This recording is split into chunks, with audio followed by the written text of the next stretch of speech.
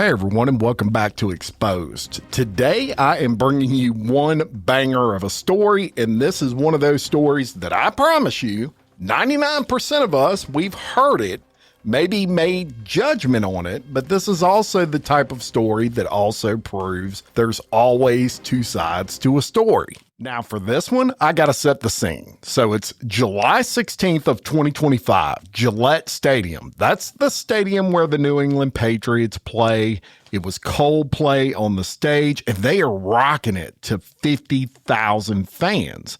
Now amongst this massive crowd were two people, Andy Byron, the CEO of a tech company, and Kristen, Cabot, the head of human resources for that company, and also a direct subordinate to Andy. Now, we likely have all seen kiss cams. Typically, these are done at major sporting events like basketball, baseball, hockey.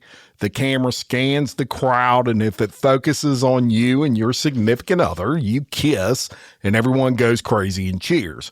Well, Kristen and Andy, they were amongst the crowd and they were focused in on, but the reaction was unlike something you would ever see. Rather than a quick kiss and a wave to the crowd, Andy, who at the time was embracing Kristen from behind while the song Yellow was playing, he cowers away very quickly, literally out of the camera's view. And Kristen, she quickly covers her face and she appears to duck down. And it became obvious to the 50,000 people there, and also obvious to the lead singer of Coldplay, guy by the name of Chris Martin, that something wasn't right. As a matter of fact, he states to the crowd, quote, either they are having an affair or they are extremely shy.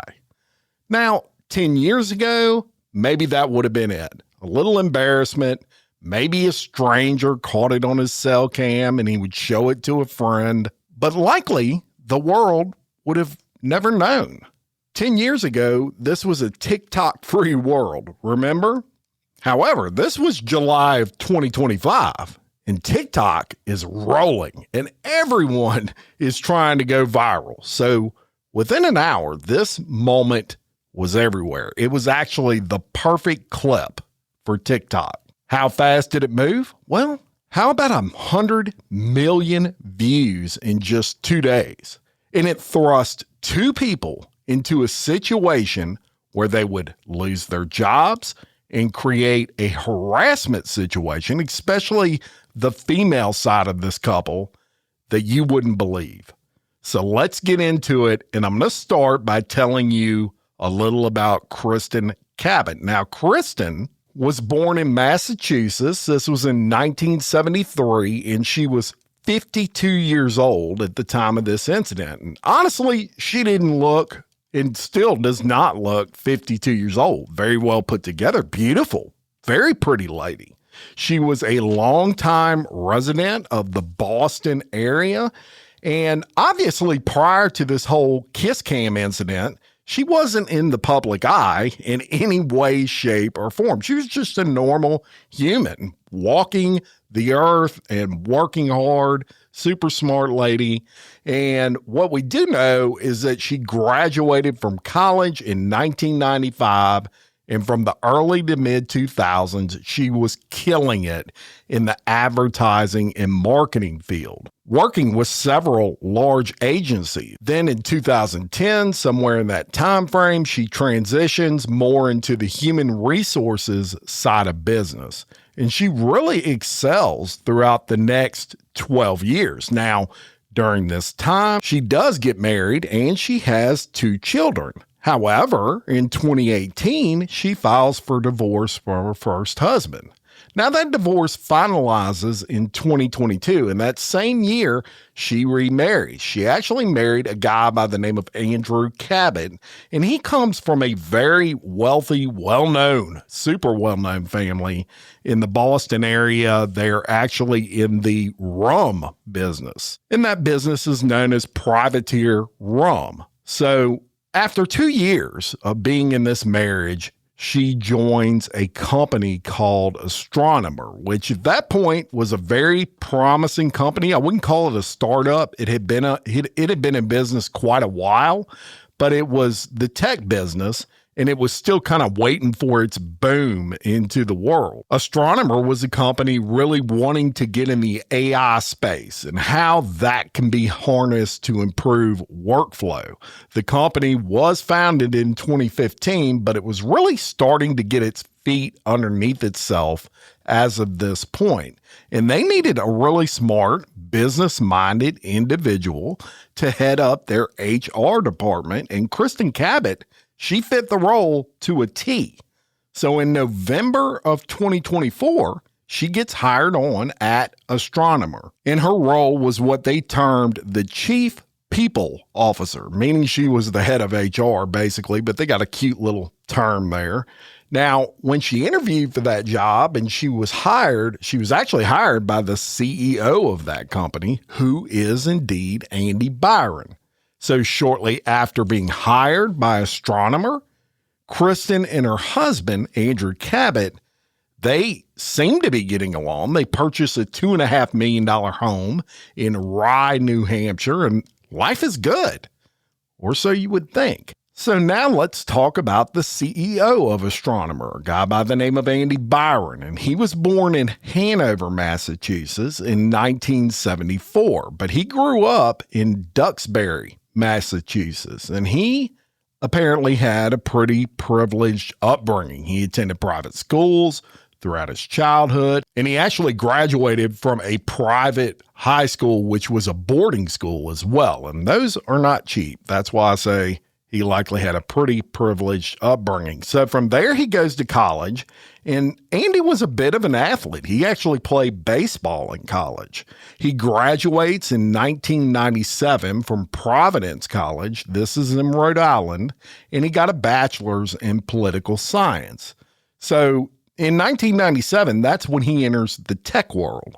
Although at this point, he was not in the development side of tech. He was more on the sales side of the industry. Moving on to the early 2000s, he gets married to a lady by the name of Megan Kerrigan, and she was a teacher, an educator, and they have a few kids, and man, does this guy thrive in the tech world. For the next 20 years, this guy is just killing it. And in July of 2023, after leading several tech companies in different areas, he is named the CEO at Astronomer, which is where he would meet and hire Kristen Cabot. Now, by the time Kristen came on board with the company, under Andy Byron's leadership, this company was soaring. He had literally brought this company by 2025 to an estimated value of $1.3 billion with a B dollars. And I would love to give you his side of the story, but I can't. He has never spoken about it, either a public statement or otherwise, that I've ever been able to come across. So I only have Kristen's side of the story to tell you, and it may in fact shock you. So here is what occurred according to Kristen. So she starts her job as a people officer at Astronomer. This is in November, as I said, of 2024. And it's a fast-paced environment, very busy. And she would speak with Andy Byron, the CEO. She kind of worked almost directly with him 2 to 3 times every day regarding the culture inside of Astronomer. Very important aspect of business. And they develop a friendship that then develops into feelings for each other. But it was unspoken between the two. So winter of 2024 moves into spring of 2025. And one day they're grabbing lunch together, kind of working through lunch. And Andy Byron notices something just was not right with Kristen. She just seemed kind of down in the dumps. It was just not her normal, cheery, upbeat self. And he asked her if anything was wrong.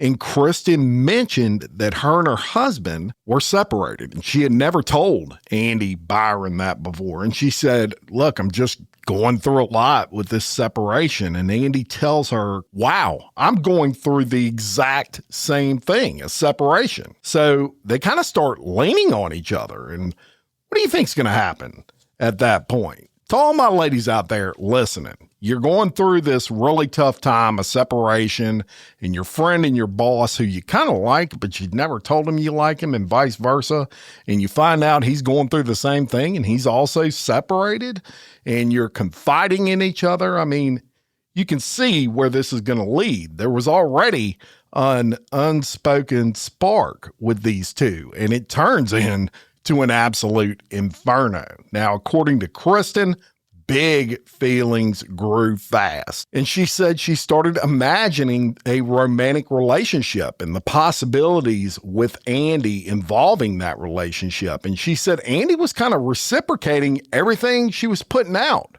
as far as romantic feelings, basically filling her love tank, if you will. Now, nothing physical had occurred yet. It was just that they both kind of knew they were really into each other. So she said at that point, they had a problem. They knew they were attracted to each other, but this was her boss. And Kristen directly reported to Andy. And they had a board of directors. And that type of thing is very frowned upon in any industry, in any job, because if it goes bad, that can be big problems for a major billion-dollar company. Also, Kristen was the head of HR. No one knew the rules better than Kristen as it relates to workplace relationships. So they have a conversation with each other about their feelings for each other. Now, according to Kristen, before things went any further, they were going to inform the board of this and see if the board could kind of work it out to where she would not have to report directly to Andy. And I know this is where I was like, I don't know. I mean, did you really never touch each other or kiss each other or anything prior to talking to this board? But that's her story, you know? That's what she says occurred, that they confess these feelings to each other, but nothing physical until they were to talk to that board, which was going to be quickly. Now, prior to having this meeting with the board, but after having the conversation, about 5 days after they kind of confess these feelings for each other, Kristen and a few of her friends, they are going to a Coldplay concert. Now, she had an extra ticket. And of course, who do you think she's going to ask to go with her? Andy. She wanted to hang out with him. She was smitten with this guy, whatever. And she calls him and she says, hey, you want to go to the Coldplay concert with me and my friends? And he says, yes. So before the concert starts, she and Andy and her other friends that were going, they meet at a steakhouse. They have a great dinner. And from there, they head to the concert. Now, they're waiting in line to get in this concert. And suddenly she gets a text from her daughter, and her daughter says, hey, you'll never guess who's at the concert somewhere. I mean, there's 50,000 people, but her daughter says, you'll never guess who's there. And she says, Dad, which is Kristen's estranged husband, right? They're separated, but he's there. And Kristen kind of goes into panic mode for a second. Now, not because she's doing anything wrong per se, but she's out there at this concert and her boss is with her, which her estranged husband knew who her boss was and they had met and talked before. And the last thing she wanted was her soon-to-be ex seeing this and something go haywire. Maybe he gets jealous and he goes and tells the board before they've had a chance to tell the board. And she also said that their divorce was going pretty amicably. At this time, they were getting along, trying to go through this divorce, and she didn't want to screw that up. So she kind of panicked for a second, but she thought the same thing all of us would think, which is, what are the chances that he's actually going to see us among 50,000 people? So they get in the stadium and she's got to calm her nerves a little bit. And she's not a big drinker, but she and Andy, they both partake in a few high noons. And if you've ever had a high noon, it can hit you pretty quick. If you've had 2 or 3 of them, it can really hit you hard. But she knew that would take the edge off, and it indeed did. And they're having a great time. They're dancing. They're listening to Coldplay. And it was at this point that Andy and Kristen, according to her, they have their first kiss. Now, following that, the song Yellow by Coldplay comes on. And this is kind of a ballad. If you've never heard that song, it's a love song, but not a slow love song, but something if you've got someone there that you're really attracted to and you are falling in love with, as Kristen said she was, this is something that can kind of push you over the edge. And Andy's behind her. He's got his arms wrapped around her. He's kind of swaying with her to that song.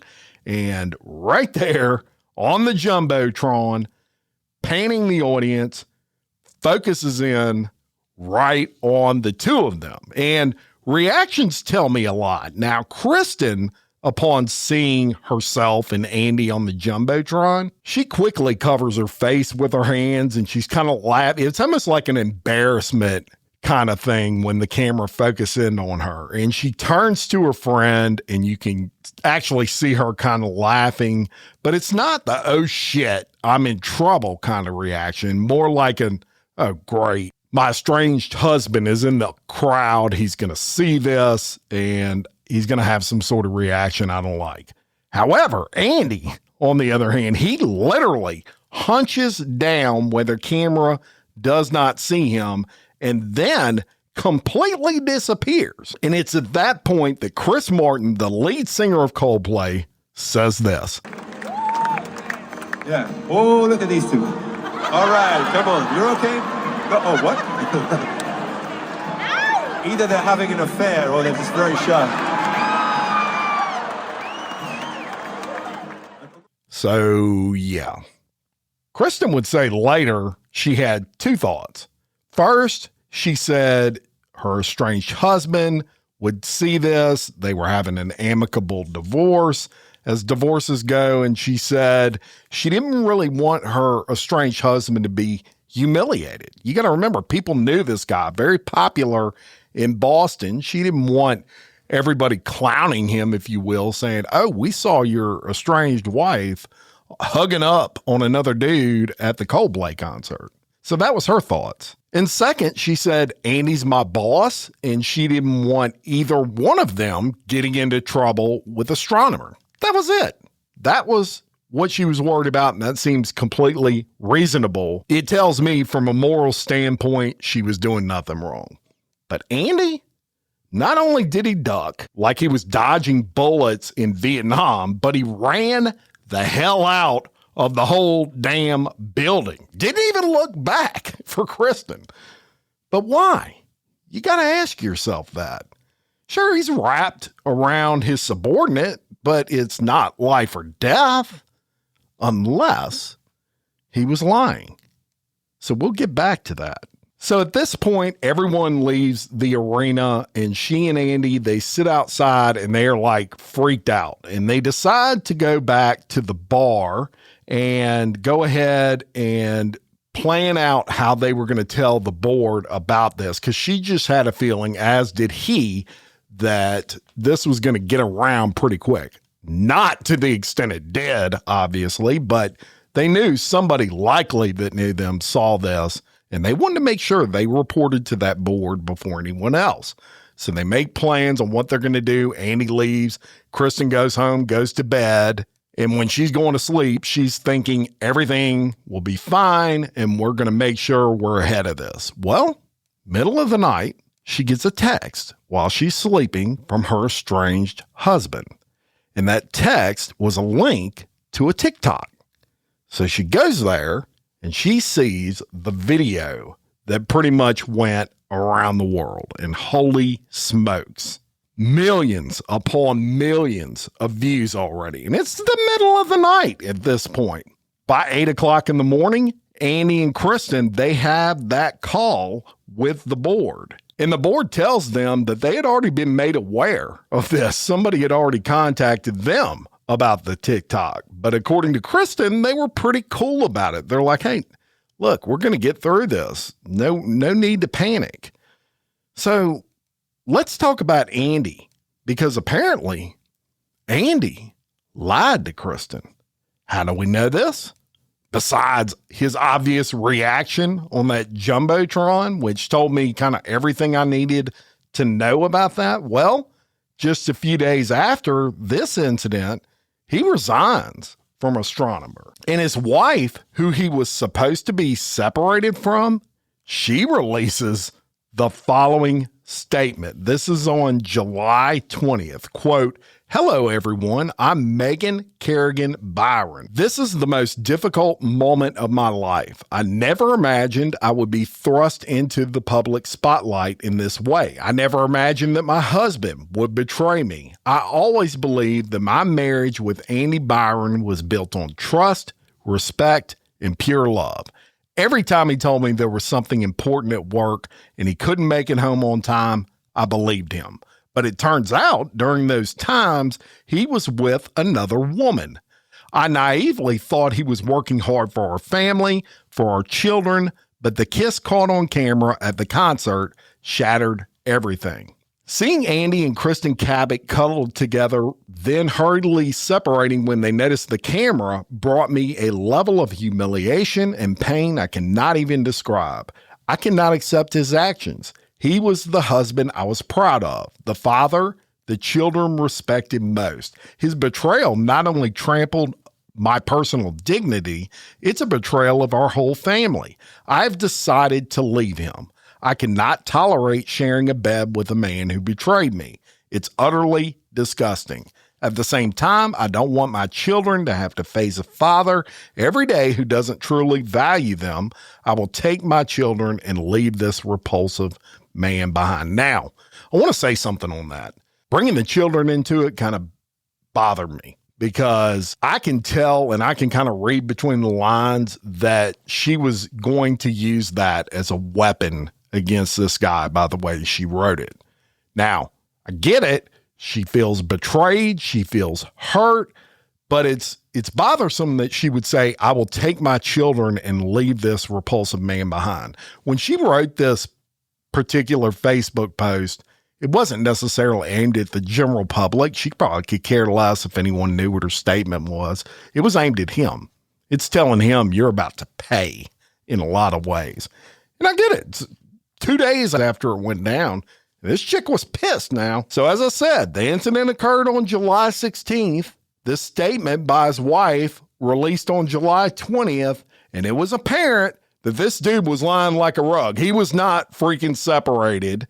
Then, just 2 days later, another statement of sort, a Facebook post from Megan, and it reads, "Hello, my name is Megan Kerrigan, no longer Megan Byron. Today, I officially dropped his last name." Now, she didn't officially drop it. She officially is saying she's dropping it. It would take longer than a day or two to drop a last name.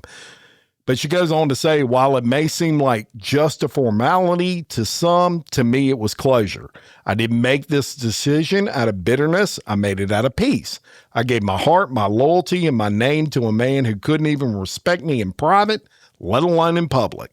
The betrayal was painful, but the public humiliation, that cut deeper than anything. Watching the man I love kiss another woman, not behind closed doors," and I want to interrupt there. They didn't kiss. Or you didn't see him kissing on camera, but she's pissed. And so she's conflating things in her brain that didn't actually happen on camera, but it doesn't matter. This chick's pissed and she has every right to be. She goes on to say, "But at a concert in front of thousands while the world recorded it like entertainment, that was the moment everything changed. I won't drag his name. I don't need to. The world saw what I saw. This post isn't for pity, it's for power. I removed Byron, his last name, not because I lost something, but because I finally found myself again and I'm not going back. Megan Kerrigan." So let me catch you up here. She went from the 16th being married to dropping her name in her mind, obviously not legally. It would take longer than that. But all this occurred in less than a week, which is pretty wild to me. Now, that was so fast, I do suspect they were having problems, but I don't believe for a second they were just separated at this point. There's no way with the posts that she's putting on Facebook. This obviously shocked the shit out of his wife. And it's a real good example, y'all, of how the general public jumps to a conclusion without knowing the full story. So make no mistake, Kristen was telling the truth and she was lied to by this guy. according to his wife. How do we know Kristen was not lying? Well, her husband, as I told you, he was high profile in the area, and he actually released a statement weeks before the Coldplay incident, weeks before, announcing he and Kristen were separated. So Kristen, in this instance, she was a victim, just like this guy's wife, but she was not treated as a victim. Although she was offered to stay at astronomer, the hate coming at her was so bad that she had to resign her position because she felt like it was hurting the company. She was also called a homewrecker. She was called a gold digger, a side piece, a slut. People would scrutinize her appearance all over freaking social media. She was doxxed to hell and back. She actually received 500 to 600 calls a day from crazy people, death threats, you name it. Her life practically ruined at this point in time. And she did nothing wrong. Zero. But that's how dangerous social media can be. And that's how dangerous when you only know one side to a story, or you don't know any side, and you're basing a video off of no context, just what it looks like on the video, and you run to town with it, and you got the whole freaking story wrong, and you ruining this lady's life. They ruined it at that time over that. It's infuriating to me. And then there was Andy Byron, not saying a fucking word, not coming out at the bare minimum and saying, hey, look, I lied to her. I lied to Kristen. She thought I was separated and I wasn't. I made a mistake. Come to her defense a little bit. You supposedly were in love with this chick. He didn't do nothing, and he never has, which to me speaks volume on who this guy really is. I mean, people screw up. We're all human. But to just leave this girl out there, subjected to all that at your doing, what kind of man is that? It's disgusting, really. Get this, because I'm about to drop the shocker of all. According to my research, he's still married as of today. As of this recording, in April of 2026, this guy is still married to Megan. They never divorced. And guess what? Her name is still the same. And they're still going strong, I guess. Now, an interesting side note, you may wonder how much money the girl made that posted that original viral TikTok. I was curious about it. It had hundreds of millions of views. Well, her name is Grace Springer. And according to her, zero. Unfortunately for Grace, at the time she posted that video, she did not qualify for monetizing. For that monetizing TikTok program, she didn't have enough subscribers yet. At that point, you had to have 10,000 subscribers and so many hours of views per month, and she didn't qualify for it. But when she posted that video, it got 200 million downloads. She gets zero because she was not in the program. So I got even more curious, and I was like, well, had she been in the program, what would she have likely made off of that one 30-second 30-second TikTok? Get this. She would have made roughly $150,000 had she been in the monetization program. So I thought you might find that interesting. But moral of this story, don't go with the story when you don't have both sides, because you can see this practically ruined someone's life. They had to quit their job and they were doing nothing wrong. Now, Andy Byron, fuck him. But the other one, she was doing nothing wrong. And when I say she got raked over the coals, it was ridiculous. So I thought you might enjoy that story, because I didn't know the story until I looked at both sides, and I sure was shocked. Thank you so much for listening. Now, before I get out of here today, I want to say my prayers and thoughts are with all of the victims of the Mall of Louisiana mass shooting. This took place in Baton Rouge, in my backyard. If you have not listened to Crime Wire Weekly, where we talked about this horrific incident, please go do so. Just horrible, awful. Kids just killed. A 17-year-old beautiful girl from Lafayette killed. A man with special needs, 43 years old, fighting for his life as of this recording. And I can tell you the good people in my neck of the woods have had enough. It's as simple as that. And things are about to drastically change in Baton Rouge, Louisiana. You can believe that. But many prayers and my thoughts are with everybody who is a victim, the families of those victims, and all who knew and loved them. Now, I do want to say, before we get out of here today, I do have, I guess, kind of a surprise for you today on Exposed. And at the end of this one, you're going to hear an actual interview that Oprah Winfrey did with Kristen Cabot, where she goes into a lot more detail than I went into today regarding everything she experienced as a result of this, and also a little more in depth about her side of the story. So I thought you may enjoy it. It's just kind of an extra I wanted to give you at the end of this one. So if you want to listen to it, it's going to play in just a second as soon as I do my close. Lastly, check out the Patreon, commercial-free early releases, bonus episodes. I got all kinds of things on that Patreon page, and it's about to get a lot more active. Look, 2 mass shootings in Louisiana in the last week have really thrown me into 19 different directions, and I haven't been able to follow up with some things on Patreon, but I'm about to get back into the groove with that. So thank you for being patient with me there. Until next time, for Exposed Scandalous Files of the Elite, I'm your host, Jim Chapman. Much love. You decided that this would be the only on-camera interview that you're planning to give. Why did you decide to be here today? Yeah, first I want to thank you for having me. I was reluctant to come, but I'm really grateful to be here. For me, my mom always taught us silence is acceptance. I think I mentioned that in the article. And for me and my family, what happened was not okay. And I felt like by remaining silent, it was somehow accepting what had happened. And I really felt also there's a lot of people out there that experienced something similar that didn't either have the strength to come forward or were too traumatized or lost their lives due to some of the things I experienced. And I feel a sense of responsibility for those people to speak out and share what it's really like when people carelessly comment, forward, click, like, and the damage that it can really do. So, yes, you and I spoke on Zoom.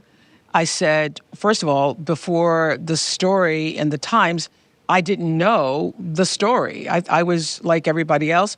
I didn't watch it hundreds of times or even more than once, but I made the judgment that you had made a mistake and you're out with your boss.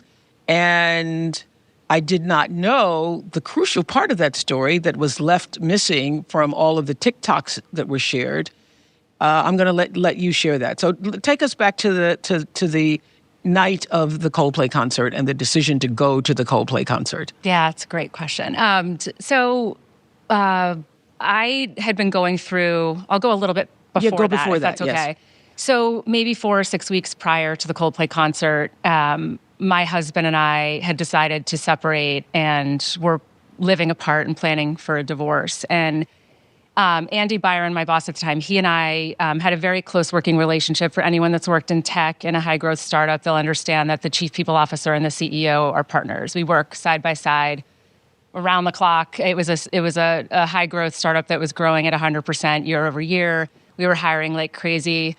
And so we were really in it together and spent a ton of time together. And it was about around the time that Andrew and I, my husband, had separated, and Andy, I have the same name, so forgive me, I'll try to keep up here. Yeah. Andy and I had gone out to grab sandwiches during the workday, and he asked me, I seemed a little off, and he just said, "What's going on?" And I said, "Well, my husband and I are separating and planning a divorce," and he immediately let me know that he was in the exact same situation, that he and his wife were living apart, they were planning for a divorce, and it had been many years in the making. So that became like a really instant kind of point of connection for us. And over the next, few weeks to month, that was a place that was really great for me to be able to go to talk about what I was going through. And I was a good, safe space for him. And And I think probably my friends... Did you both talk about what it was like going through We this did, separation? and that was where we started to build a bit of a stronger connection. And I was really surprised when he told me. We didn't talk a lot about our personal lives prior to that, so I didn't expect to hear that from him. Right. He had been married a long time, so I just assumed all was well. So leading up to the concert, like at that point, we started talking a lot more about personal things and kids and how it's going and all of that, in addition to the busy and frequent work conversations. And were you having more lunches? Was it becoming... Yes, we were. It just felt like a really familiar, like safe place to talk about what was going on. And it's so much easier when someone else is in it, in the same experience. We could share that. So we developed feelings for each other during that time. Okay, because sure. were you attracted to each other? Yes. Yeah. Yes, absolutely. And that's why, like, when people would say, oh, they didn't look like friends in the video, like that was the culmination point of feelings that had developed over the course of, 4 to 6 weeks, I would say. Okay, so when we spoke over Zoom, you said that was the first time you all had done anything publicly. That's the first time you'd actually shared any kind of physical touch. Physical touch. Yeah. Yeah, so what happened... At the Coldplay concert, the first time it touched you? Yes. I'll explain. I'm here to share what really happened. So I know. There's a lot of context there. So I had friends that had gotten tickets to the show. They asked if I wanted to join. They had 2 extra seats. I never go out, so it's kind of a joke amongst my friends, let alone on a weeknight. I'm usually with my kids or I'm working. And I had just gone through a pretty tough period, and I was like, you know what? It's summer. It's a weeknight. Like, I'm going to go see... I love Coldplay. I'm going to go. Or I loved Coldplay, but that kind of got ruined for me. I'll be honest. Like, not the biggest fan anymore. It was like such a no-brainer to invite Andy. When I say we would talk like 10 times a day, that was even before this connection started. It's just the nature of our job and our working relationship. Plus, we were, enjoying spending time together, and it just seemed like we've been... I just want to be clear. What time had you spent together before? Lunches at work. So everything had been business up until the Coldplay concert? Yes. Whoa. Absolutely. Though we'd had a lot of personal conversations and had acknowledged that we had feelings for each other. Okay. Also, it was becoming apparent to me that we were putting ourselves in a situation where it was going to get risky from a work standpoint. I mean, I reported to him. It's my role is to actually like be aware of those things happening at work and flagging when it might cause a problem. So was there, I always say that there's a whisper and then there's a pebble and a brick and a brick. Was there a little whisper saying we should tell somebody or we should? It was more than a whisper. Okay, it was like a real conversation where we sat down and said, like, we have to figure out a plan for this because these feelings are real. This wasn't like a fleeting thing. And we decided that we put kind of a plan together, but we wanted to propose to our board of directors that would change the reporting structure.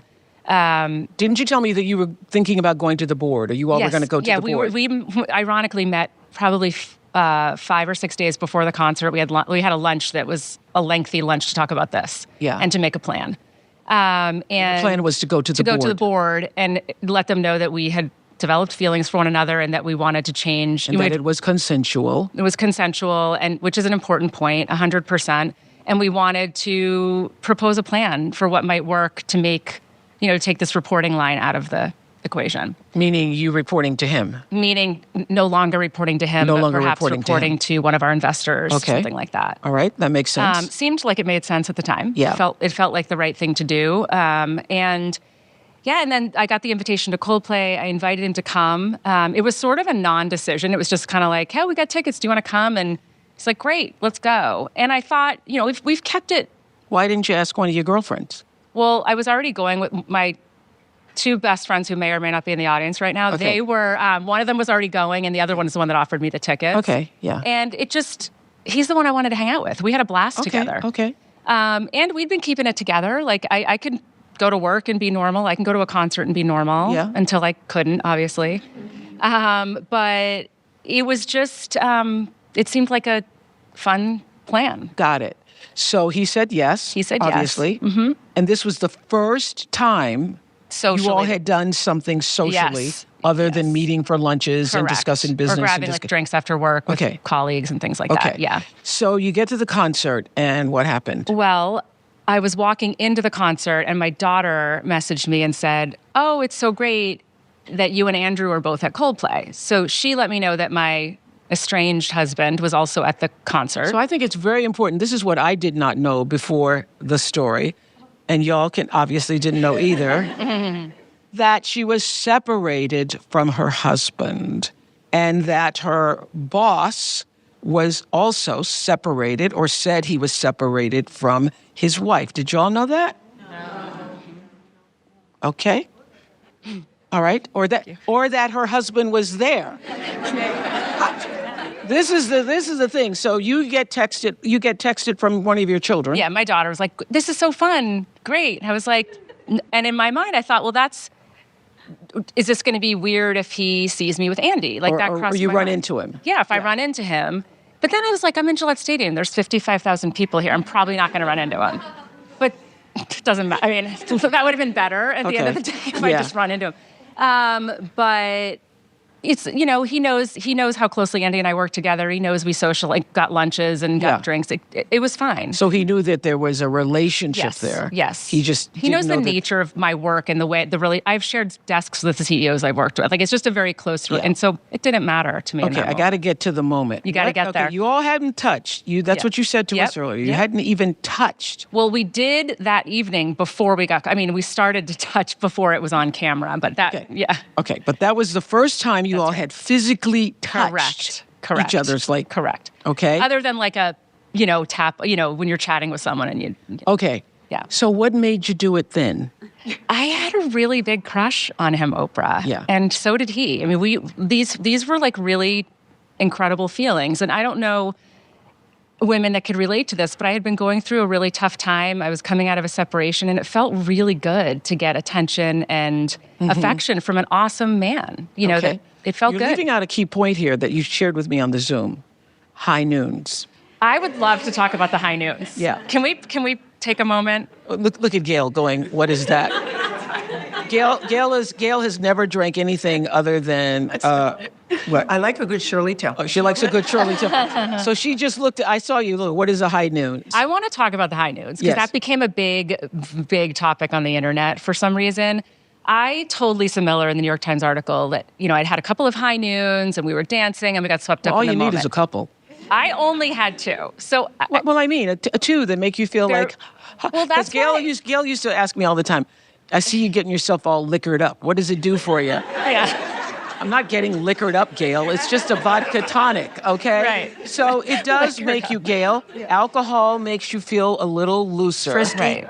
Whiskey. Yeah, frisky. Not even frisky. It's just a little looser. Yeah, a little looser. And my only point in mentioning it to Lisa Miller, had I known what would have happened, because suddenly I'm blaming it on alcohol and suddenly, none of that is true. I simply mentioned it to set the tone of the vibe. Yes, I got you're it. at a concert, it's summer, a couple high noons, you're dancing, you're having fun. Everybody, maybe except for you, Gail, has done that and knows what I mean. It's just an easy, a fun feeling. And that was the vibe that we had. And that's why I shared it. And by the way, I think... Well, Gail Willis said, do you have a lemonade? Yeah. And could you add a dash of cranberry juice? Yeah. Yeah. Ooh. Yeah. So, Wild. So a couple of high noons, Yeah. you're feeling really great, and you're at a concert, and you love Coldplay, and everything's going well. It felt really good. Yes.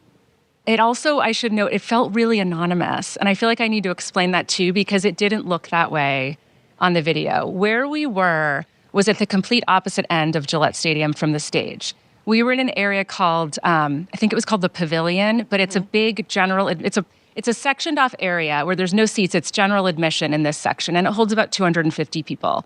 So we were in that area, and we were kind of up at the front of near the railing, but we were with a group and with friends. So we were dancing and talking, and it was really dark, and we got very swept up, and it didn't feel in any way that we were risking being, and it wasn't even calculated where we thought to ourselves, oh, no one's looking, let's put our hands on each other. It wasn't that. It just was a natural Okay, so let's go to that moment that we have all seen. Have you all seen it? Okay, let's go to the moment we've all seen. So you're swaying. I don't even remember the song. Do you? Yes. What was the song? Yellow. Okay. That's Gail's. Love Yellow. I used to love Yellow, Gail. Yeah. So you're swaying to the song, and then you suddenly see yourself on the Jumbotron. You turned around. He ducked. Okay, so you see yourself, take us to that moment. Yeah. That was a moment of total horror, is really the best way I can describe it. My immediate thought was, oh my God, my husband's in the building. He was there with someone else, and I knew that, and that was great and fine. But he and I were in the midst of our separation, incredibly amicable. Like, to this day, he's been one of the biggest supporters of me through all of this. Yeah. He's an incredible man. And the last thing I wanted to do was embarrass him. And that was my first thought when I saw myself in that moment. Isn't there an instance when you're looking at yourself on the Jumbotron? Because I remember Gail and I had gone to an event, Gail, Maria Shriver and I, and for the Pope, and there's Gail on the, remember you saw yourself and you said, who's that red-haired woman? And I go, that red-haired black woman? That would be you. And so, is there a moment when you say to yourself, oh my God, that's me? Yes. Yeah. Yeah, there was like a split second where it was like almost, I mean, to me, it's like surreal. I can't even really remember, but I do remember looking and being like, oh my God. Like, I said worse than that. I made in my head. But my initial thought was, oh my God, Andrew's here. And my second thought was, oh my God, I'm in the arms of my boss and I'm the head of HR. Like, this is a really bad look. Yeah. Everybody assumed I was horrified because it meant somehow I got busted having an affair. Like, that is not what was happening. I felt like those two reasons were big enough for me in that moment to be really horrified. Did you even hear No, what was said so I later? wanted to share that too. So we were all like dancing, and you know when there's music playing and you're talking, you're kind of whispering in people's ears or yelling in their ears.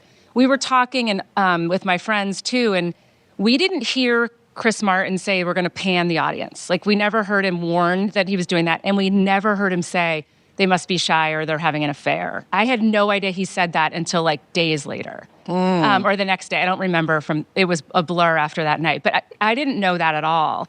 I whipped around, like Oprah, if we were at a Celtics game and we got put on the Jumbotron, I'm going to whip around. I'm not a Jumbotron girl, even on my best days. It's not my thing. Yeah. So I would have probably done some version of that. But in that moment, I was just horrified at And your first thought was Andrew, your husband, and my job, and your job. Yeah, and the irony of the whole thing, or the naivete of the whole thing, is the entire ride home. We were in an SUV with a group of us. All I was worried about was Andrew. I kept saying maybe he left early, maybe he didn't see it. That was what I thought was the biggest problem I had on my hands. Why were you worried if you were already separated? Because we were in the middle of going through our divorce planning, and it was going really. We were doing it in a really amicable way. He was there with somebody. He was there with somebody, but I didn't. Andrew comes from an incredibly private family in the Boston area, and I just knew in my head, like, the public embarrassment is not something that would have gone over well. Okay, so your first thought was Andrew. What did you all do immediately afterwards? So you turned around and Andy Byron ducked, your boss at the time, ducked. Yes. And then did you all immediately leave the So Gillette? he and I left the area, the general admission area behind that had like a bar area and some like tables set up. Did you leave with your friends or did you? No, he and I left the standing room area, went through the doors and sat down at one of those tables, and we're just like, what just happened? Okay, what is going to happen? And what happened? Yeah. I don't know how to explain. And that's when I was like, oh my God, Andrew, he was going through his head of what he was worried about. I was thinking about my stuff. And then it was really towards the end of the concert, and about the end of that song, I think my friends came through the door and they're like, let's just get out of here. And so we all left the stadium. And what were they thinking? They were just like, oh my God, I cannot believe this. This is like getting struck by lightning. Yeah. How on earth? And I can't believe that just happened to you. That's like the worst luck. And then we were in the elevator heading down, and a woman in the elevator was like, wait, was that you on the Jumbotron? And I was like, no. And then my friend Elena looked at me and was like, is that what we're saying? I said, like, we're saying no, that wasn't you? Like, what, should we huddle up on this? But we just didn't know we had no concept that this was Okay, so you were worried about your husband who you're separating from. Yes. And the woman that he's there. I wasn't really worried about that. I mean, I didn't want to embarrass him. Okay, so and I didn't want to about your derail husband. the You're worried about amicable- your Yeah. husband that you are now separated Yes. from. Was he worried about anything? No. You mean, do you mean? Andy Byron. Oh, yes. What did he say he was worried about? I mean, I don't want to speak for him, but I think, we live in that area. I think, he's going through his own separation and divorce. I think he's not looking to embarrass. And he's your boss. That was the other big, I mean, it's really bad in our roles to have been caught in that position. Yeah. And that was, we do live in the area. The company was based in New York, but we've both had 25 or so, 30 years in our career in that area. And the one thing I want to share with you all, I've had only one other conversation with Kristen on Zoom prior to this interview a couple months ago now. And the one thing that I appreciated in that conversation, which you can share here, is that you kept saying, I made a mistake. Mm-hmm. It was a mistake. Mm-hmm. I shouldn't have been out with my boss, but it wasn't a mistake that I deserved to die for. Correct. It wasn't a mistake that I deserved to have people coming up to me on the street and saying I should die because of it. It wasn't a mistake that deserved people threatening me and threatening my children. Right. It was a mistake. Mm-hmm. So that's what you told me. That's right. Do you still feel that Absolutely. It was a mistake? Absolutely. And I've been telling anyone that will listen, I own the poor decision that I made in that moment. And I've paid an unimaginable price for that. Yeah. I also, that was why I chose to leave my job, because I think I put the company in a position, given how viral and toxic this became, a position you can't come back from. Okay, so let's go back to it. Yeah. So just walk us through it. You all leave. You're like, what just happened? Yes. And then what happened? So we all piled into a SUV. We had all ridden together, and there were 6 of us. Yeah. And I mean, it was a pretty tense car ride home, but I was hand-wringing over my Andrew seat. I mean, it was just ridiculous looking at it now, what I was most worried about. Andy was pretty quiet in the car. Yeah.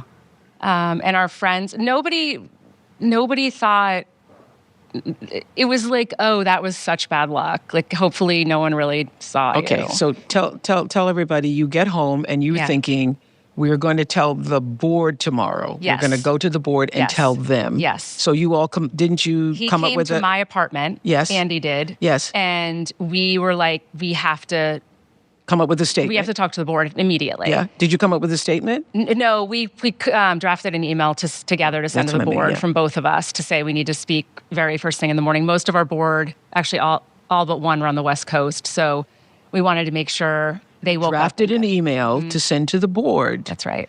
And then you go home and you go to sleep. And again, not really thinking, And in the middle of the night? In the middle of the night, I got a message from Andrew, my husband. I feel like I need to keep qualifying because they're the same name. Yes, of course, yeah. And he sent me a text with a snapshot of the TikTok video, and said, you need to, basically, I don't remember the exact words, but it was like, Houston, we have a problem here, and he really wanted to get to me so I could get to my kids who were teenagers, before they woke up and got on their phones and saw it. Right. So your teenagers are not his children. Correct. Yes, but your children have a great relationship with him. Incredible. Yeah, because you all had been married how many years? Oh, less than 2 years. Okay. We met during COVID, and he immediately built an incredible bond with my kids. And they're very close still today. Okay. So how did you find out that the video had blown up the internet? I'm trying to remember. It's like such a wild, that next day was so hard. So when Andrew calls you and says, this is happening on TikTok. I'm not on any of those apps, so I didn't see it. I couldn't see it personally. I had no sense for it initially personally. I've never had TikTok or anything like that, but he let me know. But you didn't know what it was. Yeah. And then in the morning by 7 or 8 a.m. Can you all imagine this? Can you imagine? It just, my phone started, a lot of phone calls started coming in from my friends. All my close friends were just like, something's going on here. And I wish I could remember how long it took from being kind of a problem to like realizing it was. No need to hit send to the board. Yeah. Well, we did have a call with the board immediately. And they had already heard about it at that point. But they were actually really understanding, and we had a really good conversation about it. And they were very He resigned. He hadn't resigned yet. He did that a few days later. Okay. And then did they offer you, they wanted you to stay? Yes. They wanted you to stay? Yes, they did. How are you going to stay? Well, that's the problem. I mean, that was the conversation I had with them. Had it not gone so viral and gotten so toxic, I would have gone back in and taken the punch and stood up in front of the company and said, I'm a human. I made a really poor choice, but we're building something incredible, and let's get back to it. And hope that they would be okay with that. But that was not an option. I did not feel like I could go in and say, hey, everybody, do as I say, but not as I do. And I felt like it would put everybody in such a bad situation, and it just wasn't fair to the employees. I appreciated that the board was behind me, and I appreciated they did go through an HR investigation and it yielded nothing. And I appreciated that, at least internally there, I got that support. Yeah. But it wasn't viable. It wasn't fair to ask the employees.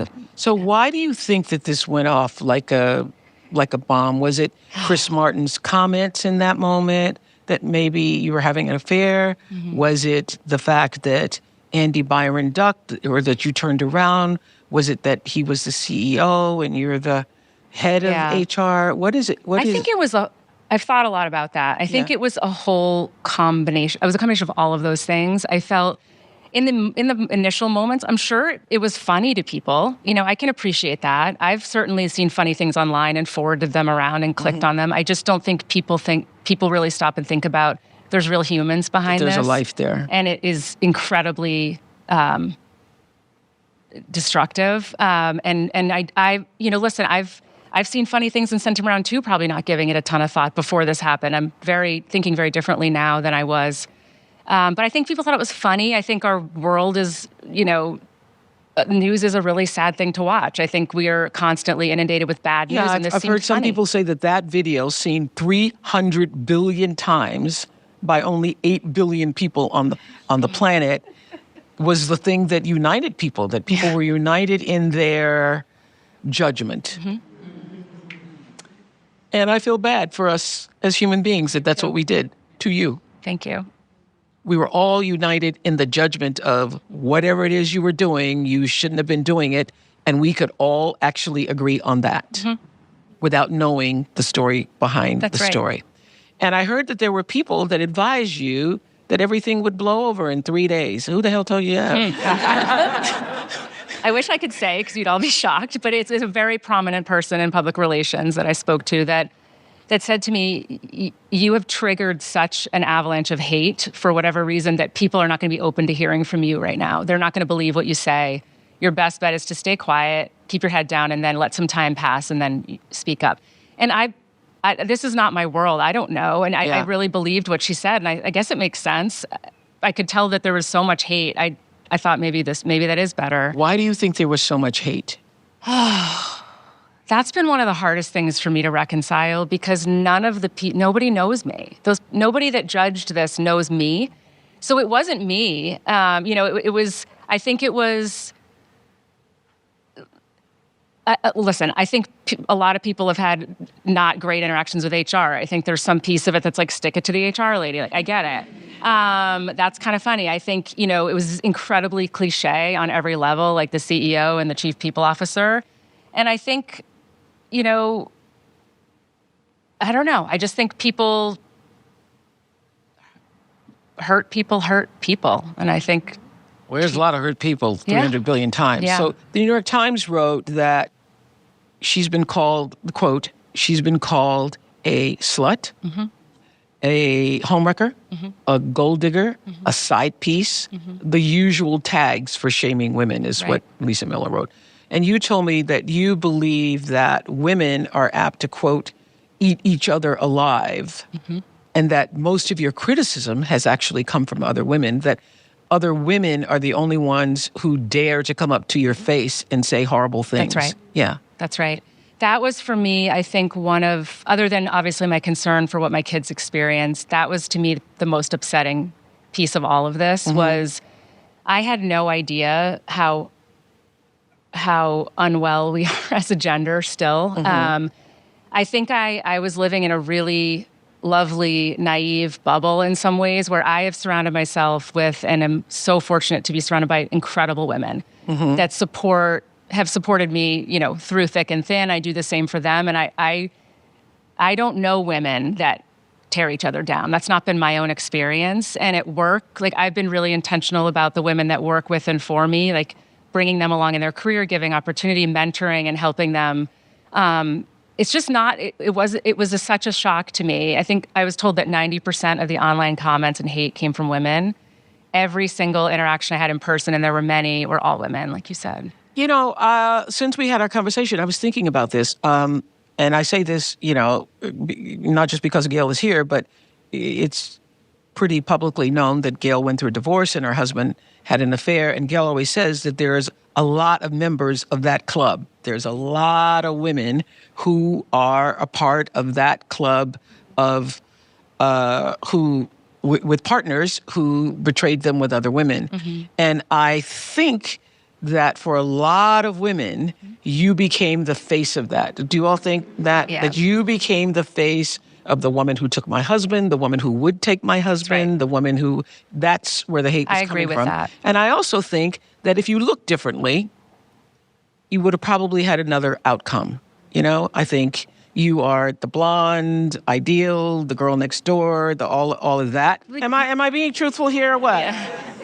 I think it's the whole package. It's not one thing, it's everything. I do think there was something people attached to me that triggered things within themselves. I don't think, now that I sit here, I don't think, they don't know me. It can't really be me, but it's something I represent. And I think that, I think about my own triggers and things that are like unhealed inside of me. I try to think of like what makes me feel a certain way, or it's my own fears that are not quite healed. I think So the question is, did he get the same kind of vitriol? Andy Byron, your boss, were people coming up to him?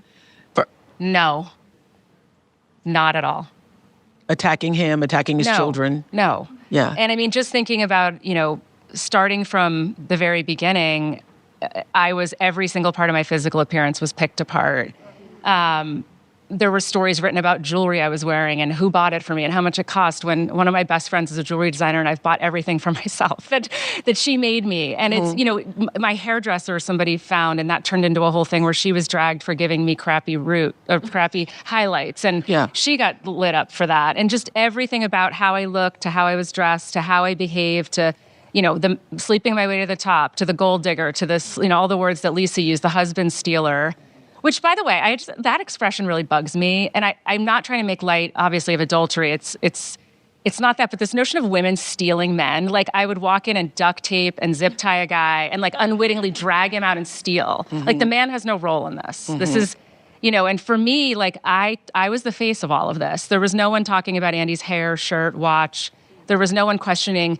I mean, maybe anyone here can correct me. I never read or heard anything about, wow, did he become a CEO by sleeping his way to the top? No. And that's all anyone would say about me. It was unfathomable that I might have achieved and worked and hustled and built a career I'm incredibly proud of. That was not on the table. Your best friend, I heard, told you that these people hated you before they even knew anything about you. Mm-hmm. Do you think that's true? What do you think that is? Yeah, I think that's what you touched on a few minutes ago. Yeah. I think I represented something for people that they were afraid of in that moment. And I can have empathy for that. I think if you're going to snap to a judgment, you're going to have... I don't have empathy for people snapping to a quick judgment and just assuming and using zero critical thinking skills, but I do have empathy, or I do have understanding for why that would trigger people. So I'm trying to... Because you look like you look.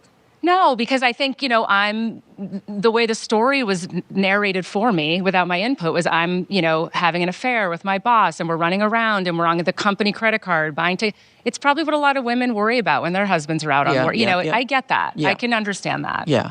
So you share custody of your two children with your first husband. Mm-hmm. And how has this impacted your children? This is the tough one. It was a nightmare. How old are your kids? They're almost 15 and almost 17. Mm-hmm. So they're at an age where everything, so they were 14 and 16 when this happened. 14 and 16. Mm-hmm. We're still in it. They're doing really well. Tell us about the place you went someplace and your daughter said, "Mom, can we just leave?" Because... Yeah, we were at the local pool. This was a few weeks after I decided. It was probably in later August when I felt like safe to... I tried to going out, tried to go out. My daughter and I went to the pool.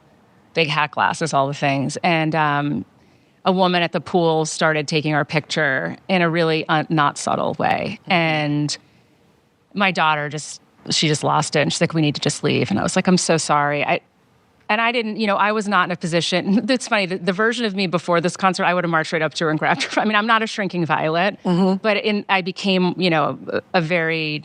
a different version of myself. And we packed up and left. Do you think that you were taking on the guilt and shame that other people were trying to put on you? Yes and no. I felt tremendous guilt for the effect it was having on my family, and I felt responsible for that. But I did not, I knew what really happened, and I didn't feel shame for something I didn't do. I wasn't questioning I knew the mistake I made. I was really clear on what that was, but I was also really clear that it doesn't deserve the treatment that I got. It doesn't deserve, being made to feel that you should die. Can you share with us what those first hours, days, and then weeks were like? I mean, how low did you go?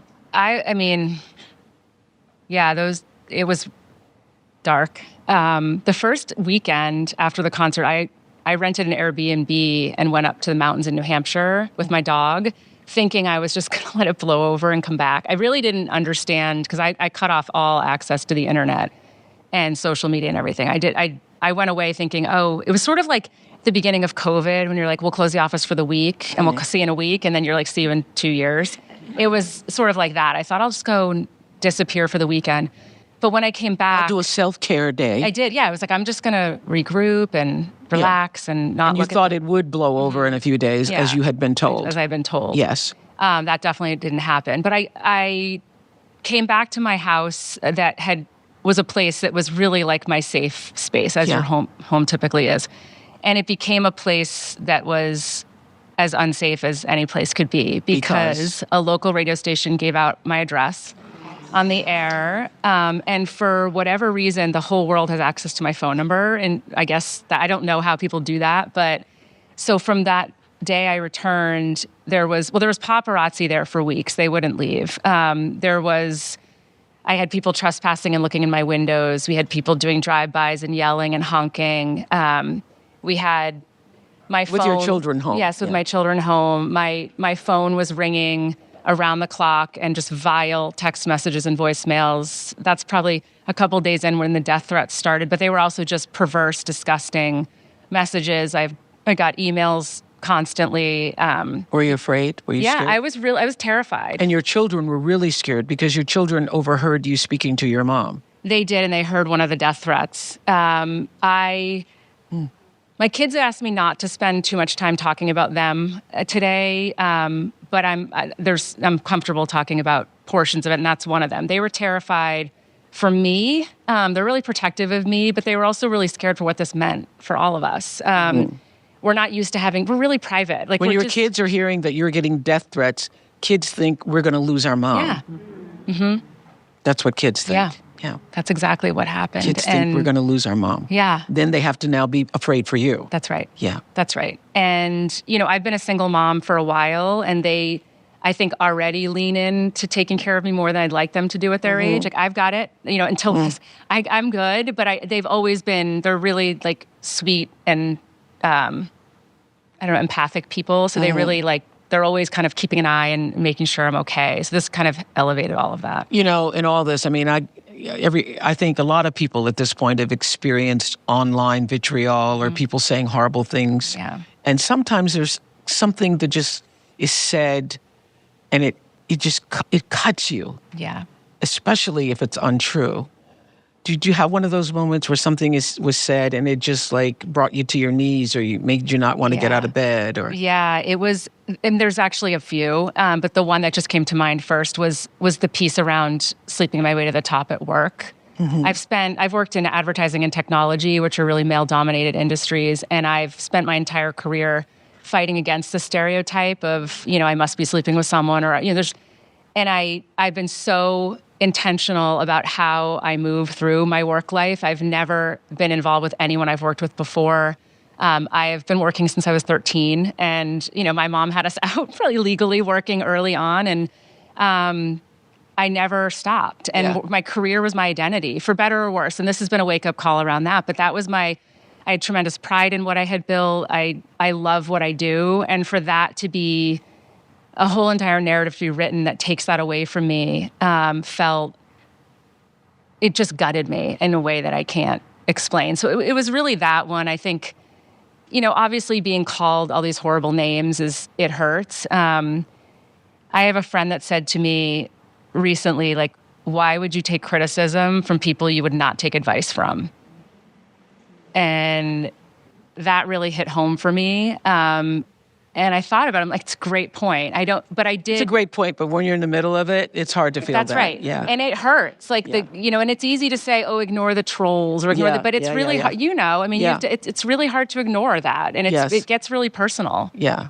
Did you have family that were there for you? Yeah, my family's incredible. And I just, you asked earlier, like, how low did it get? And I do need to say that if I didn't have the family that I have and the friends that just wrapped a big warm blanket around me, like, I don't know that I would have made it through this. And had I been the 25-year-old version of myself, I would not be sitting here. Yeah. There's no way. Yeah. It was really horrific. Because, when you hear the number, I think it was you who told me the $300 billion. When you hear the 300, how is that even possible? And by the way, that doesn't include social media. That's just the internet. How wild did it get on? I don't know how wild it got on social, but I think it was wilder than just like the different tabloid websites. But that $300 billion is on the websites alone. Yeah. It's really disturbing. And so, how did you get your children through it? When you become the meme, and everybody knows it's your mom. Yeah. How did you get them through that? It was tough. I mean, we had a lot of conversation in the beginning. Though, I mean, I was not momming to the best of my abilities. I was pretty broken down. We had, for better or worse, we had a lot of family visiting last summer. I had a lot of people staying at my house, my brother and his family, and a lot of guests. So I tried to kind of pivot to just like life as usual as best I could after maybe the first month. And we tried to just get back to it, like go to the beach, like try to do some normal things. It was hard because people were not shy to come up to me in front of my kids. And I had a group of women that I was at my son's, where he works. He works at a surf shop at the beach near our house. And a group of women surrounded my car and in front of my son and started to, harass me verbally and kind of make it hard for me to move my car away from where they were. And it was hard to explain that to my kids. They were really lucky to have their peers show up for them in a really supportive way, but they were struck by how horrific grown-ups were acting. And that's a really hard thing for me to explain to kids that, why, because I didn't even Did they even understand why? Because how do you explain to them why the people are hating you so much? Right. I tried to explain to them kind of what you described. Like, I think I'm representative of something that touches on a lot of fear in people. I didn't know. I was trying to figure it out myself. And I wish I could have showed up for them in better ways than I did, but I did the best I could do in those moments. It was really hard. Going back to school for them was really hard. They didn't want me on their campuses for the first semester or trimester. So I missed, I didn't go to games. I didn't go to parent conferences. I couldn't go to parents' weekend at my son's school. But the schools were wonderful. I worked with them closely to make sure the kids were supported. And like I said, their friends were great. Do you still talk to Andy Byron, your former boss? No, I ended communication with Andy in mid-fall. There was a big miss on honesty and integrity.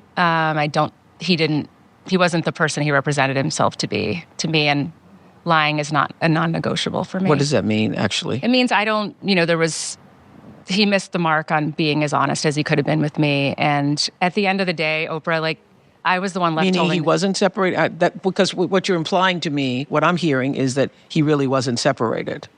Is that what you're trying to say? I want to be really careful because the world spoke for me and on my behalf, and I don't want to do that to somebody else in their family. I don't feel comfortable.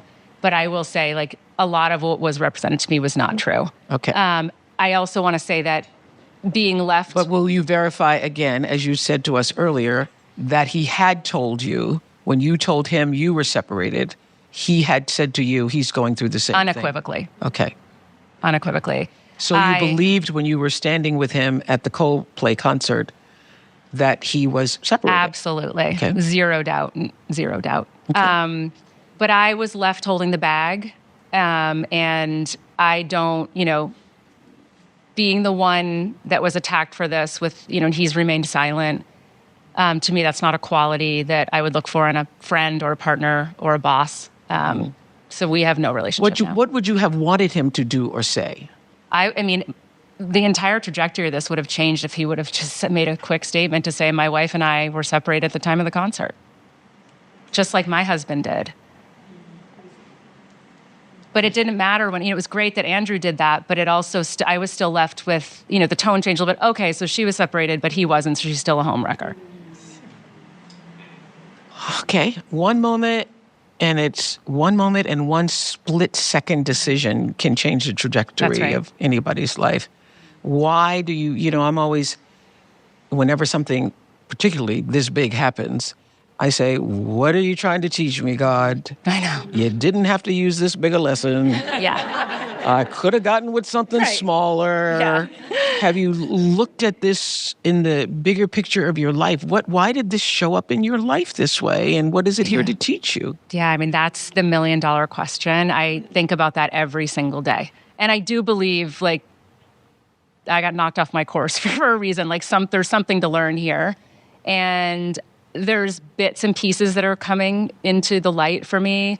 I'm really understanding, and I had no concept of this, how when something goes this viral, how the technology companies are benefiting from this, and how we don't know that when we are forwarding and liking and clicking, we are putting billions of dollars in their pockets. You're just creating an algorithm. And creating an algorithm that feeds it. And the more pain someone like me is in, the more money they're going to make.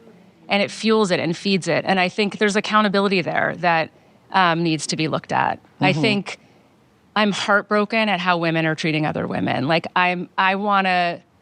thing I don't know the answer to yet, but is how can my experience turn into something positive to keep that conversation alive and try to figure out, why are we doing this to each other? We're so much stronger together. Why are we eating each other alive? And holding each other back. And why do we take such joy in seeing other people suffer? Yeah. It's really scary. It's so interesting. Once you've been through something like this, when you see somebody else going through it, it creates an empathetic moment for you to want to reach out and say, I know what that's like. That's right. Yeah. That's right. I did that. I reached out to a family. There was a girl who was, I don't know if you heard about this, she was 4 years old, receiving zillions of death threats because she was helping her dad, who's a radio personality, pick out football teams. And she started to miss the mark on the choices, and people started threatening her life because she was screwing up their gambling. Publicly, they were threatening this 4-year-old girl. And I reached out to her family, and they were lovely. And it's so scary what they're going through. I mean, it's just, it's happening all the time. It's also, my producer said that Daryl Hannah recently released a statement about what was going on in the Kennedy love story. That's right. Yeah. And I wanted to share a quote if I could from that. If you haven't read her essay in the New York Times this past week, it's a beautifully written piece, but it struck me deeply. And there was a part where she talks about how Jackie Onassis used to say to her, there's going to be horrible things in the news. It's going to, Because Daryl Hannah was dating John F. Kennedy Jr. And Jackie O said, people are going to write horrible things about you, but don't worry about it. It'll be lining a bird cage tomorrow. And people will, the newspapers will be lining bird cages. Don't worry. And she wrote, and I quote, this was from on the 6th of March, "In the digital age, stories do not disappear. Yesterday's news is not tossed out with the morning paper, and lies live online forever. They are archived, streamed, clipped, memed, and resurfaced endlessly. A dramatized portrayal can become, for millions of viewers, the definitive version of a real person's life." They think that's history. That's right. Yeah. So that's exactly, I wish I knew Daryl Hannah so I could give her a huge hug, but what she wrote about was encapsulated my experience to a T. Yeah. So where are you now in the healing process for you and for your family? You're supporting yourself. You're supporting your children. Have you started to look for work again? Has Andy Byron, I hear, has gotten offers from other places? Lots of interest. And I think he has the luxury of staying silent, and he can go back to work when he's ready. I don't. I have to remind myself I'm not on trial, but I have to, in order for me to get back on my feet, I have to come out and explain. And I think that's a stark difference between the man and the woman in this situation. I have to explain and justify. And I feel like people, when I speak up, they think I'm trying to be famous. If I don't speak, I must be guilty. So I'm trying to figure out the right balance there. And for me, I'm raising my kids alone. I'm financially responsible for my kids alone, and I need to get back to work. Yeah, because people are going to criticize you for it. Like, why are you talking? Yeah, if I talk, I'm trying to prolong my 15 minutes of fame. If I'm not talking, Yeah. So again, you decided to talk because I felt, like I said in the beginning, like I can't stay silent and accept what has happened. And I do feel like it's important that people understand the real story, and also how harmful it is to just make assumptions and judge and feed and fuel something that created this narrative. But you're so right. I knew that Andrew, your husband, that you're getting a divorce from, had made a statement saying that you all were separated at the time. Mm-hmm. But you're right. We never heard from Andy Byron. And if Andy Byron had done that, it would have changed everything I think. Mm-hmm. Yes. That's right. That's right. Don't y'all think so? Everybody would have thought, oh, they're both separated. Okay. Still her boss, still HR, still not great. Good. But a lot less interesting to the general public, I think. Yeah, a lot. And I do think, Chris Martin being a celebrity and that adding to it, I think helped with this, this thing going viral for sure. I think when you bring a celebrity into the mix with private people, I think it gives it more. Yeah. And before we go, I said to you backstage, which I do with all interviews that are important. All interviews are important, but not as important as you wanting to make this statement here. I always ask people before every show, and I've been doing this since 1989, actually. I ask people before we go out, what is your intention? Because I want you to be able to fulfill exactly the reason that you came. Thank you. I'm glad that you came. I'm glad that you were willing to have your first, and you say only, interview with me. But most important, I want you to be able to say and fully not get home and say, oh, I should have said, or, oh, she didn't ask me. What is it you feel that you need to say or that you want people to know before we leave? Yeah, I want people to know that I'm just a regular person. I'm a private person. I didn't ask for this. I didn't ask to be famous, and I have no experience dealing with all of this. And I'm a mom that takes my kids to school and picks them up at practices and tries to juggle work and parenting. And I'm someone's daughter and sister and friend. And I really want people to understand what happened and what harm it does to real people's lives when you mindlessly fuel a fire like this. It's incredibly dangerous. And I'm so grateful I have the tools I have that I can sit here and talk about it, because so many people don't make it through it. And it's tragic. And I want people to, just be kind. And it sounds especially corny, women to women. I know you were upset because you felt that there were other women who came out and should have been more supportive, you felt. Yeah, I just think we're holding each other back. Like, let's stop. And I think it's a conversation that needs to be had over and over right now. Like, what is going on with us as a gender that we take such pleasure in holding each other back and hurting each other? Yeah. It's really scary. I heard you scary. were upset when there was a commercial that Gwyneth did. Gwyneth Paltrow, yeah. Yeah, that was really disappointing to me. I felt like Gwyneth, someone whose company is founded on or framed around uplifting women and women's well-being, and she doesn't need the money. I don't know why she felt she needed to throw gas on the fire and get involved in all of this. It just felt really hypocritical to me and unnecessary. And I think, I don't want to let Ryan Reynolds off the hook either. He produced the ad, he created it, and his wife has just gone through something really similar over the last year.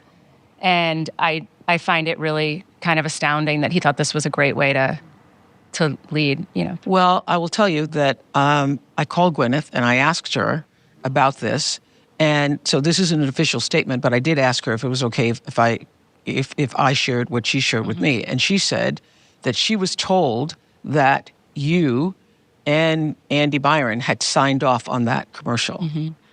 And she said she wouldn't have done it if she hadn't heard that you had signed off on the commercial. Had you signed off on the commercial? No.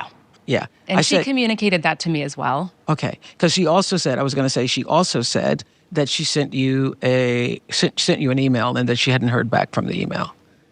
So I just wanted to say that. Okay. Thank you. Okay.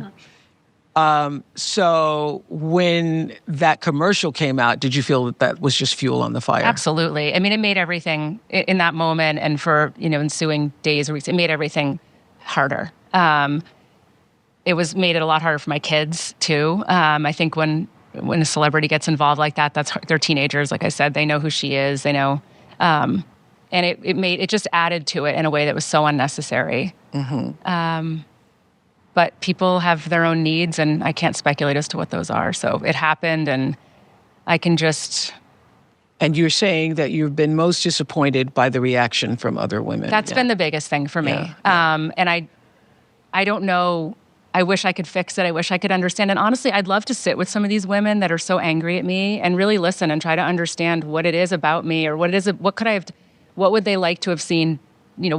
I don't know. I'd love to have a real conversation about what it is that makes them so angry. We could make that happen if you want to. I really would love it. I'm being deadly serious on this. I have a real need to try to understand and have empathy for people that are hurting. And I'm feeling so much hurt that I can't fix it, but I would love to understand it. That would help me heal too, to better understand why people are so angry. Yeah.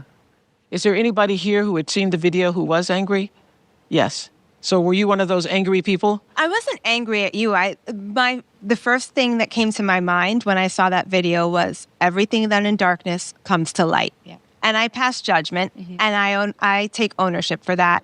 It wasn't nice. Yeah. And it's not the type of example that I should make for my children. As a mom, I empathize with your plight tremendously, because unfortunately children are the casualties of these. They take the brunt of a lot of this. That's right. Yeah. But one thing that I think is really important, and I was the woman who was at home and who didn't know. Yeah. Okay, after 17 years of marriage. So when I saw that, it really hit home. Yeah.